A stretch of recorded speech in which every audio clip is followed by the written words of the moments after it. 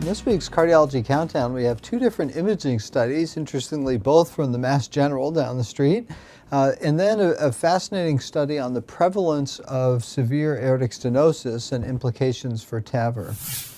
So to begin with, we have a very interesting randomized study looking at imaging of inflammation. And patients with atherosclerosis were randomized to standard versus high-dose atorvastatin for a 12-week period. And there was FDG PET imaging of the carotid and thoracic aorta. And within 4 weeks, one could start to see a reduction in inflammation that ultimately was statistically significant at 12 weeks with just the high dose, and more reduction in inflammation with high dose as compared with standard dose statin therapy, about a 14% reduction with high dose and just 4% reduction with the standard dose. So a very intriguing study in 83 patients that offers a new insight into plaque inflammation and how we modulate that. The next study looks at a sub-analysis of the ROMI-CAT2 trial. And this was a trial of using coronary CT angiograms in the emergency department versus a standard emergency department evaluation with stress testing to evaluate the efficiency, length of stay, and then outcomes patients managed in those two strategies.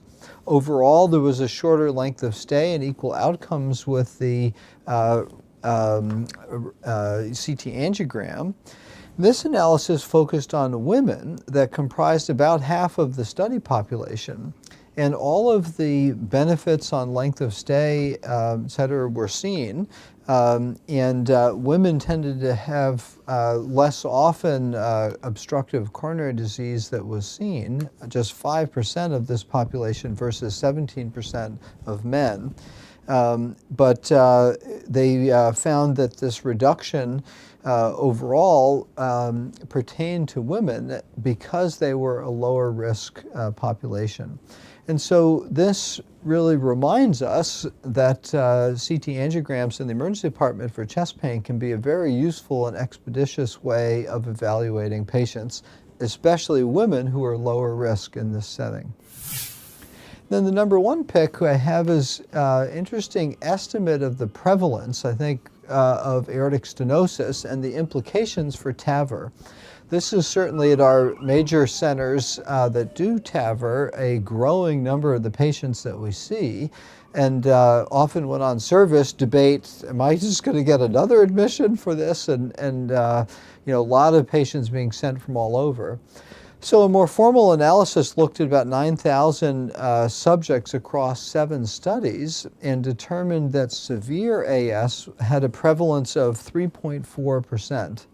And so when they extrapolate out to the populations of the United States and Europe, the estimate is that approximately 290,000 patients have severe AS and would be candidates, and each year 27,000 new candidates graduate into this category of severe AS. And so it does speak to a very high burden of disease where we may be seeing more and more TAVR and of course also surgical AVR. So for this week's Cardiology Countdown, I'm Chris Cannon.